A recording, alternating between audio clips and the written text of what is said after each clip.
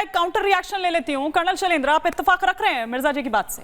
नहीं देखिए, एक हाँ बोलिए। नहीं बोलिए। देखिए, जब हम होलिस्टिकली बात करेंगे तो यूएस एंगल आप जरूर ले सकते हैं, और उसका जो एविडेंस शायद आप नहीं दे पा रहे, मैं दे देता हूं। अभी तकरीबन 4 या 6 महीने पहले यूएस ने बांग्लादेश से सेंट मार्टिन आइलैंड की मांग करी थी एज अ नेवल बेस, जिस वजह से ये बड़ी क्लैरिटी से बोला जा रहा है कि उनका भी इसमें हाथ होगा। हाथ का मतलब क्या होता है? हाथ का मतलब यह होता है कि अगर एक सिचुएशन बद से बदतर जा रही है, आप उसे रोकने के लिए नहीं सपोर्ट कर रहे हैं, जो कि मैंने कहा आर्मी ने नहीं किया। ये सिचुएशन आपकी डे 1 पर कंट्रोल हो सकती थी। आप एज अ आर्मी जो आज बोल रहे हैं 45 मिनट में आप चले जाइए बाहर एक अपनी प्राइम मिनिस्टर को, ये तब भी कहा जा सकता था कि नहीं, आप इस रिजर्वेशन बिल को रोक लीजिए, उस पर आगे बात कर लेंगे बाद में। अभी ये अनरेस्ट जो है उसको फ्यूल अप मत होने दीजिए। मुझे लगता है कि जो सबसे बड़ी कमजोरी आई वो मुझे आज लग रहा है कि वो एक एम्बिशियस माइंड ऑफ आर्मी के तरफ से आई। आप देख रहे हैं ये जो इंटरिम गवर्नमेंट ये बनाएंगे भी, कौन सी है ये गवर्नमेंट, और कौन सी ऐसी गवर्नमेंट होती है जिसमें एक मेजर जनरल साहब पार्ट लेंगे, बिल्कुल पार्ट ऑफ आर्मी, और ये कंट्रोलर कौन होगा इसका? सबसे बड़ी बात, ये एक पपेट गवर्नमेंट होगी जो कि बांग्लादेश आर्मी चलाएगी। अब इसमें जो और अगर आप इंटरनेशनल फायदे घाटे गिन रहे हैं कि यूएस का घाटा ये था कि अगर शेख हसीना रहती तो उन्हें नेवल बेस नहीं मिलता। क्यों? क्योंकि ऐसा ब्लेम गेम किया जा सकता है कि चलिए जी, इंडिया का इंटरेस्ट भी उसमें लुक आफ्टर हो जाता है। और इंटरेस्ट किसका हो सकता है हसीना जाने में? पाकिस्तान का क्यों हो सकता है? चाइना का क्यों हो सकता है? तब आप देखेंगे कि ओवरऑल एक सिचुएशन बनती है कि ये सारा कुछ होने दिया गया है। और जिस तरह से आपने कहा कि एक आर्मी चीफ का क्या काम, या जिस तरह से वो तमाम बातें यहाँ पर कर रहे हैं, तो देखिए इससे पहले भी हमने बांग्लादेश में देखा है, उसके इतिहास में हमने देखा है कि सेना का किस तरह से एक होल्ड रहा है। इससे पहले भी वो सरकारें बनवा चुकी है या खुद उसमें उसका किस तरह का दखल रहा है, ये देखा गया है। लेकिन एक बड़ी खबर जो बांग्लादेश के नए पीएम से जुड़ी हुई आ रही है वो ये कि मोहम्मद यूनुस बन सकते हैं बांग्लादेश के प्रधानमंत्री। ये इस वक्त जानकारी मिल रही है, और ये चेंजेस जो हो रहे हैं इन्हें भारत के लिहाज से किस तरह से देखा जाए, ये भी एक बड़ा सवाल यहां पर खड़ा हो रहा है। क्योंकि अभी तक कर्नल शैलेंद्र, हम देखें, मिर्जा साहब मैं आ रही हूं, अभी तक अगर हम देखें तो शेख हसीना का और भारत का जिस तरह का संबंध रहा है, या उन्होंने हमेशा से ये चाहा कि अच्छे संबंध रहे, पूर्व में जैसा रिश्ता रहा है, लेकिन अब ये जो चेंजेस हो रहे हैं इनको आप किस तरह से देख रहे हैं? देखिए, अगर आप इंटरनेशनली इस बात को इवैल्यूएट करें, कहना बड़ा आसान है कि चलिए जी हसीना ने हमारे साथ अच्छे रिलेशन रखे, बांग्लादेश की जरूरत है भारत, और भारत उस जरूरत को पूरा करता है। जब इंटरनेशनल डिप्लोमेसी पर बात आती है, सब अपनी अपनी कंट्रीज को देखते हैं। बिल्कुल। आप बेसिकली आप अगर एंटी भी हैं, जैसा अगर आपको याद आएगा बाइडेन साहब जब आए थे तब बोला गया था वो एंटी इंडिया है, कितना बढ़िया काम चला है। कमाला हैरिस एंटी इंडिया है, उस समय ये बोला गया था। देखिए, कंट्री के जो स्पेसिफिक इंटरेस्ट हैं, स्ट्रैटेजिक इंटरेस्ट हैं, टेक्निकल इकोनॉमिकल इंटरेस्ट हैं, इसके ऊपर भारत खरा उतरता है जहां तक बांग्लादेश का सवाल है। और उसमें शेख हसीना ने बांग्लादेश को वो सारा फायदा दिलाया, इसमें कोई डाउट नहीं होना चाहिए, इसलिए वो हमारे को क्लोज नजर आती हैं। अदरवाइज उन्होंने अपना कोई देश थोड़ी ना बेच दिया हमारे लिए, और ना हमने अपना बेच दिया।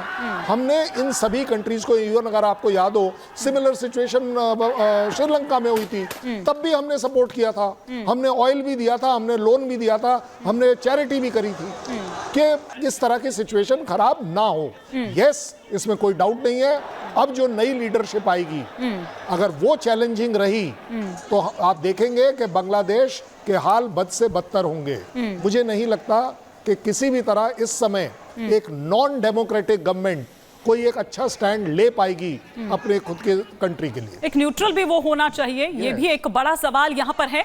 लेकिन आइए हम आपको बताते हैं कि दरअसल ये जो पूरी आग है वो धधकनी कहां से शुरू हुई। नौकरी में आरक्षण सिस्टम जो है वो भी आपको यहां पर समझना होगा, उसके बाद हम वापस लौटेंगे अपने गेस्ट के पास। लेकिन यहां हम आपको बता रहे हैं कि किस तरह से दरअसल पहले क्या था, ये आग धधकी, लेकिन इन 2 महीनों में और खासतौर पर अगर पिछले एक हफ्ते में 10 दिन में अगर हम कहें तो ये उससे आगे कहीं निकल गई। मतलब ये मामला सिर्फ आरक्षण तक सीमित नहीं रह गया बल्कि उससे कहीं और आगे बढ़ गया। अब देखिए, अगर हम पहले की बात करें तो पहले कितना वो था, 56%। अब हम उसको किस तरीके से अलग अलग कर दें, 56% बल्कि 80% था, फिर बाद में वो किया गया था। हम स्वतंत्रता सेनानियों के बच्चे का अगर इसमें बात करें तो वो 30% उसमें था। पिछड़े जिलों की बात करें तो 10% उनके लिए था। अल्पसंख्यकों की बात करें तो 5% उनके लिए था।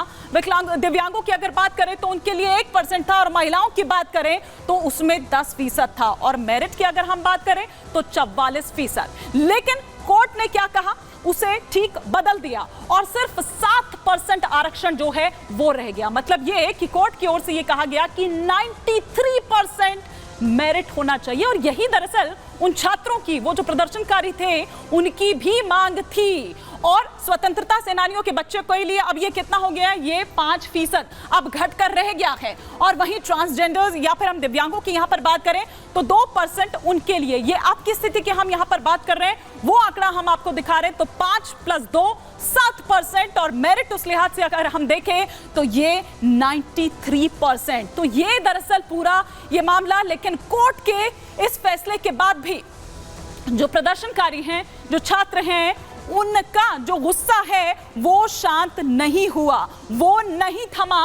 उसके बाद भी वो सड़कों पर इसी तरह से रहे। लेकिन आप ये देखिए कि संवाद चूंकि इस बीच स्थापित नहीं होता। हालांकि शेख हसीना की ओर से ये कहा गया था कि ठीक है, वो बात करने के लिए तैयार हैं, लेकिन जो प्रदर्शनकारी हैं उन्होंने बात करने से इनकार कर दिया। प्लस कोई सॉल्यूशन इस तरह का निकलता जब उनको नजर नहीं आया तो फिर ये आग और ज्यादा भड़कने लगी। लेकिन फिर आप ये देखिए कि किस तरह से ये आग धधकते धधकते यहां तख्ता पलट तक जा चुकी है। लेकिन क्या है सुप्रीम कोर्ट का फैसला जो बांग्लादेश की, हम यहां आपको यहां पर बता दें कि 21 जुलाई को सुप्रीम कोर्ट का यह फैसला आया था। उसने अपना यह फैसला सुनाया था कि स्वतंत्रता सेनानियों के बच्चों के लिए 5% आरक्षण उनको देना होगा, यह आदेश दिया गया। और बाकी अगर बात करें तो बाकी 2% कोटा जातीय अल्पसंख्यकों और साथ ही साथ जो दिव्यांग हैं उनके लिए ये 2% कोटा रखा गया। मतलब साफ तौर पर यह कहा गया कि 93% मेरिट के आधार पर होना चाहिए। उनकी तरफ से ये सवाल दरअसल उठाया जा रहा था कि भाई ठीक है, उन्होंने उस वक्त जो किया, लेकिन उनके नाती पोते इन सबको आखिर ये क्यों दिया जाना चाहिए, ये उनकी मांग थी। जो छात्र हैं, जो प्रदर्शनकारी हैं, उनका ये कहना था कि क्यों नहीं मेरिट के आधार पर ये होना चाहिए, और क्यों बार बार आखिर ये उनको मिलना चाहिए। तो इन सारी चीजों को ध्यान में रखते हुए जो कोर्ट का जो फैसला है वो सामने निकल कर आया है। तो ये हम आपको दिखा रहे हैं। लेकिन इस बीच एक और बड़ी खबर जो आ रही है वो ये कि दिल्ली पहुंचेंगी शेख हसीना। अब से कुछ ही देर में वो खबर आपके सामने होगी, सबसे पहले रिपब्लिक भारत आपको बताएगा। लेकिन साथ ही ये कहा जा रहा है कि शाम में दिल्ली से लंदन जा सकती हैं शेख हसीना। दिल्ली में हसीना के विमान की रिफ्यूलिंग होगी, फिर रिफ्यूलिंग के बाद उड़ान भरेगा हसीना का विमान। ये इस वक्त जानकारी मिल रही है। जिस तरह से पहले भी हमने आपको बताया कि शेख हसीना की ओर से जो जानकारी आ रही है कि किसी तरह का कोई संरक्षण जो है, राजनीतिक संरक्षण जो है, उसकी मांग नहीं की गई है। एक